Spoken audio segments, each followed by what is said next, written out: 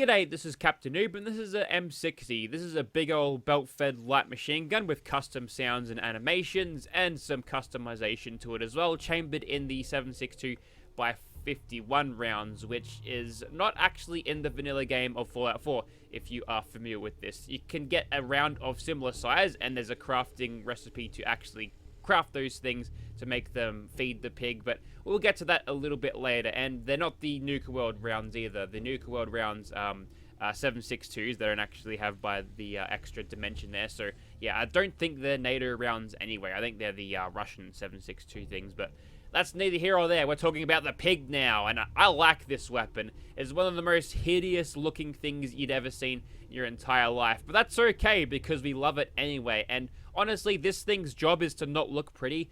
This thing's job is to throw as much lead down range as possible and as accurately as possible. Rate of fire doesn't really seem all that good on an M60, which would make a lot of sense. If it was too high, then you could barely bloody aim the thing. I guess the Germans got away with that using some major tripod systems back when they were fighting some world wars, but they slowed the rate of fire so they can be carried around and used. I think this was used quite a lot by the Americans during the Vietnam War, which they totally won. So that worked out well for them, didn't it? I think it was the M16's fault. The M60, I think, did pretty well. It also comes with an M60E3, which is slightly more modernized. They look slightly different. You get slightly better range out of this, and maybe a little bit more accuracy, a little less accuracy, but also a lot less weight too. So potentially on survival mode, you want to grab the E3. But let's get into some attachments here. Now, there's not really that much going on, but if we want to get the burst damage, we can chuck on an advanced receiver there. I think this is the same as what you get out of a 44 Magnum, which is funny because you'd think they'd give them calibrated receivers. But I have to double check that, but I don't think they do. Now, you can have a standard barrel with no bipod at all. Short barrel, which reduces your range and accuracy by a lot, so honestly not super worth it. You can have a bipod barrel with the bipod down or up. Statistically, the best one is the bipod up, but I want to have it down, so it's got little bipod legs as you're carrying it through the air. It doesn't really do anything other than aesthetical reasons, but if you happen to get one of those prone mods where you can pose when you're prone, you can get some cool shots of you doing that. Now, there's a stock here. It's got a recoil compensating stock because that's what it says there. They didn't delete the keyword that is attached to this sort of stock, which is nice because that means we're going to have slightly less recoil than the M60 probably ought to have, which is great. You can double the mag capacity to 100, which is great, so you can keep on firing this thing for a very long time indeed. And the iron sights, you can't attach any reflex sights or anything. You're stuck with these iron sights, which you can barely see through, but that's okay because this hideous weapon of war not meant to look pretty, and I guess they couldn't figure out a more practical way to sight this. And you can flip that down if you want, and it actually amusingly says, just spray and pray, it'll work out fine with plot armor. Is that a Rambo reference? Who knows, but you can aim it a little bit more accurately without the iron sight in the way in this mode. You don't actually have any aiming penalties at all, which is funny enough. It will still be going to the middle of the screen, but that's there if you want it. I want to leave the iron sight up for this, and you can have a flash suppressor, a compensator, or a suppressor. Obviously, Ace Operator is going to boost our damage a little bit more, but let's leave the pig loud on this one. And going through the attachments here, it's basically the same thing on the M60E3, except for the bipods, which is always attached even with the short barrel, but you can't, flip it down or up using the barrels. We'll leave that as a standard length. We'll double the mag capacity here. We'll leave the iron sights as is, and we can chuck a suppressor on this. No anything in terms of muzzle brakes or flash hiders, although that appears to be some sort of flash hiding device there, who knows. But a suppressor, we'll go for a little bit of a more sneaky approach for this pig, and a legendary effect is there if you need it, if you've got legendary crafting, but we shall not use them. So there you go, there's our M60s. Let's get started. Wait, rounds, hang on. So to feed the pig, all you need to do is go down to your utility section on your chemistry workbench, and you'll find these pretty far up because they're numbers and they're set in alphabetical order, which is nice, except for these ones, but they've got a space before them, so they're right up the top all the time. That's some cool manipulation of that.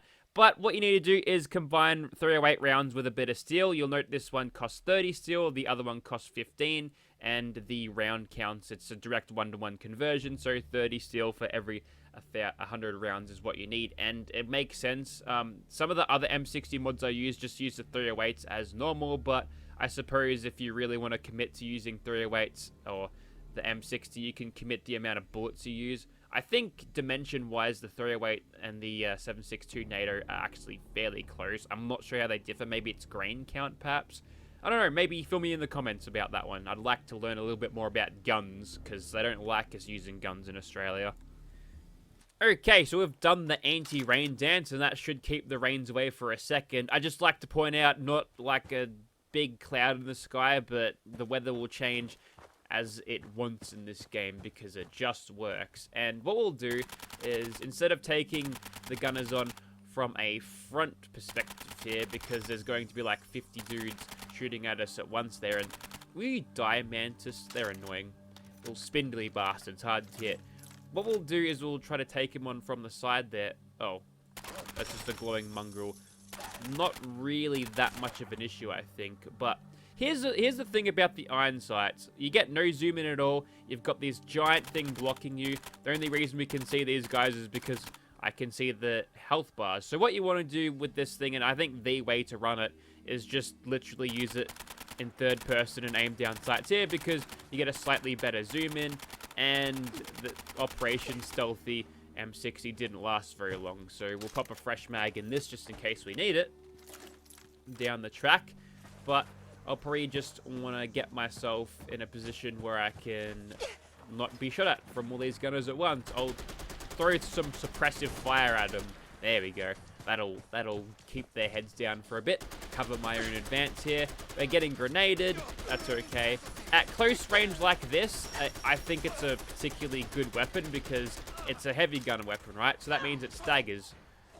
Because as you get higher ranks of heavy gunner, your stagger chance increases, which is good for like many things, like big strong targets or general crowd control things where you don't want things to be shooting back at you, which is great. What are you doing, mate? Get out of here. So we've got a lot of gunners to contend with at the moment. None of them have seemed to run around just yet, and from up here we've got a good vantage point, so I guess we'll just keep on shooting them from here whilst we're not super overwhelmed. And look, a bunch of clouds just rolled in from bloody nowhere. Yeah, thanks. I might get a mod to just make it clear all the time, because now I hope that you can still see well at home. It is still technically during the day, but you know, the lighting just isn't as pretty and impressive on this ENB as when it's during the day. Now, these guys, I think what I might want to do is stop that right now, mate. There we go. Is just use this suppressed version for Ace Operator, and now the MG42 guys have shown up. That's the gunner meta at the moment, and because they're overpowered and something. Right, let's see which one of you bastards have got the bloody MG. Who knows? And this thing, understandably, not great in VATS, but I'm going to use it for a couple of bursts anyway. Very powerful if you get the criticals rolling. The headshots alone are enough to make it feel strong already, but if you can get the crits going, then you're going to be in good shape.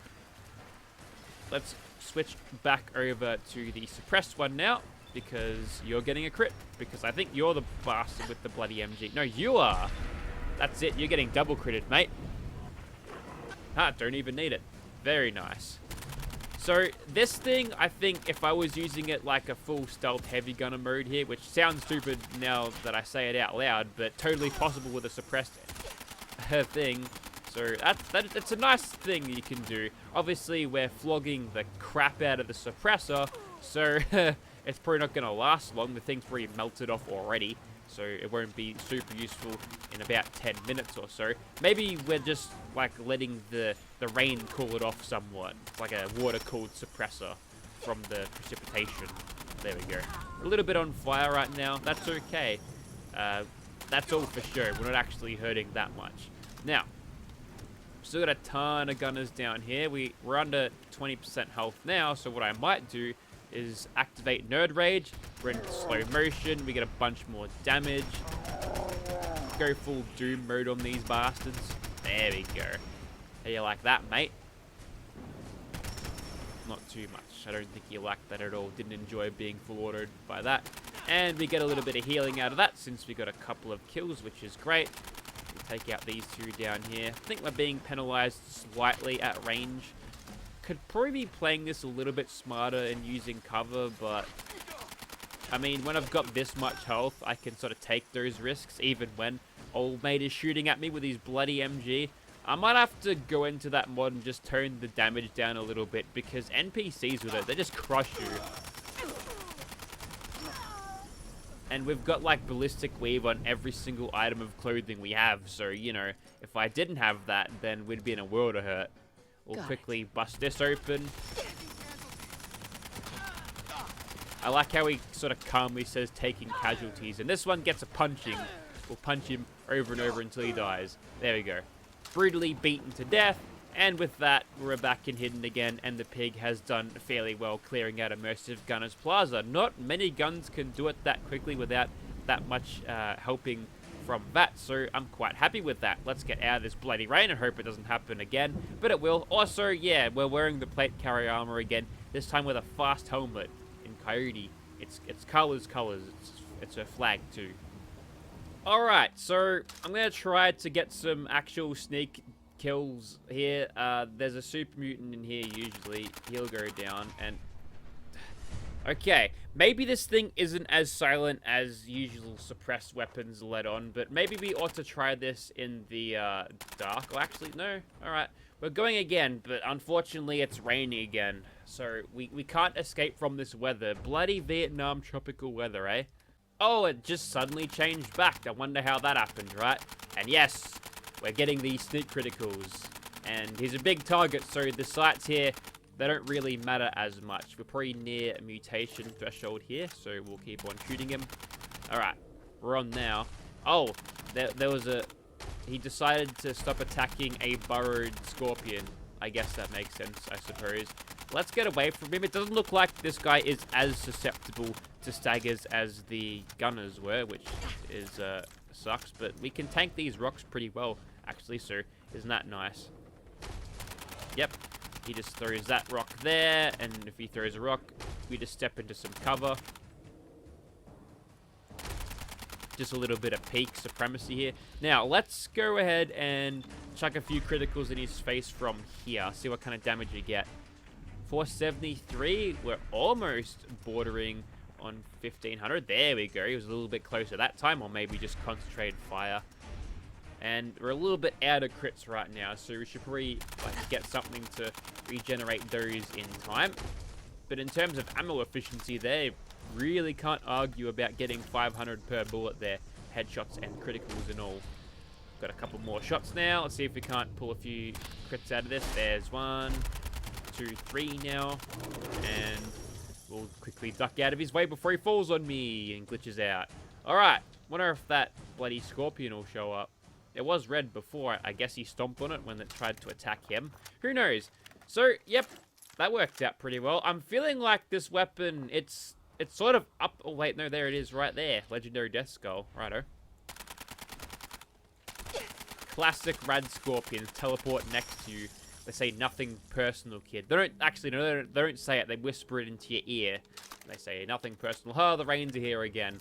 Man, screw you, Fallout 4 weather system. This is your fault, Todd Howard.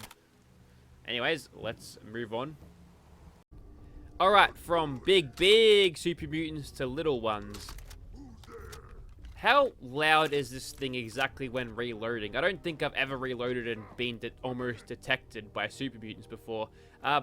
So, super mutant warlords in this game, they're strong. Real strong. But not strong enough to outlast the ferocity of the pig, quite like the damage we're getting here. That's a little baby super mutant. We just killed the baby. Now we killed mummy. Yeah, it's a very unhappy family now. There's some couple of doggos in here. These are like murder death machines in Fallout 76. In fact, he's such a loyal dog that he jumped in front of the fully automatic firing M60. He decided that was a good idea, but they aren't that much of a threat in this game, thankfully enough, and we should be okay to deal with what we're dealing with here fairly easily. They're a little bit spread out, though. Don't know if there's any, like, cool lore in here. There's plenty of green dudes to shoot. That's about it. There's something you can do down here to access a secret room, but I can't remember how to do it. Haven't played like Fallout 4 as like a proper playthrough for a long time, where I go around and explore stuff and do it like that. Hey, does the top cover clip through the sights there? Hey, that's interesting. Maybe that might be a casualty of using an animation set not specifically designed for this weapon, but I didn't notice it until now, so I guess I can't really mark it on that, otherwise I'd just be confessing to be an idiot. So yeah, I don't really mind it. I think the animations as they are well done, and they work well enough to not really warrant a complaint there. Let's switch over to the suppressed one because we don't have to reload that. We get a little bit more punch at close range thanks to Ace Operator. Can definitely feel it. And these guys, they cannot stand up to it. We can kill them very quickly indeed. So definitely a good endgame heavy gunner solution here. If you're looking for something more powerful, the MG42 model completely destroy this, but I don't think you can suppress that without modifying the mod. So you've got a bit of a stealth edge here. Not really that much of it, to be honest, but okay, we're killing rad roaches now. That's not really going to speak to my point, but let's go ahead and we'll try to find something we can actually utilize with stealth. What's the time now? Probably going to be pretty late. It'll be 7 o'clock by the time I get to the other end of the Commonwealth, surely. Let's go and fight one more thing. Alright, it's time to fight the mighty bears again. It's, I don't know, it's like NCR. There's no giant cows in this, so there's no giant legion to fight. So we'll fight the NCR instead. He's a big boy, so we can go in and sneak, and it's night now, and he's sort of struggling to find me. Not getting any lucky staggers, but we can possibly take out his friends, which may detect us. Ooh, it's a bad time to reload. They're advancing, and we are definitely on now. Now this guy's a bastard, he'll get ya, so you gotta watch out for him. We'll go for one shot against you, then a couple of shots against you, some gun through damage to boost it. We've actually managed to fill up our crit bar off that shot. There's 4-leaf clover for ya. Ah, also, I think that was a proc of the Grim Reaper sprint to actually give me that thing too, and the Bears of Death, they're after me. That legendary gave me nothing. Oh. Oh, I just killed it with bloody mess. Alright, so what happened was I blew up this guy's corpse, and sometimes it gives you a chance to happen. It makes the explosion happen to other corpses, and evidently that's what happened. And out of the giant bear paw, we got a hunter's plasma pistol. Okay, I guess we'll fight one more thing. I suppose that was anticlimactic. Carla liked it though, she's smiling. Okay, let's give this another crack, and we'll have to reload before we engage here, but hopefully there will be no cheesing this time, right? And the target is going to be a big, glowy, Mirelurk. Wait, is it a cataclysmic? Oh, that's dramatic, isn't it? Yes, I thought I saw Catalyst. I was thinking of Mass Effect. That's a good game.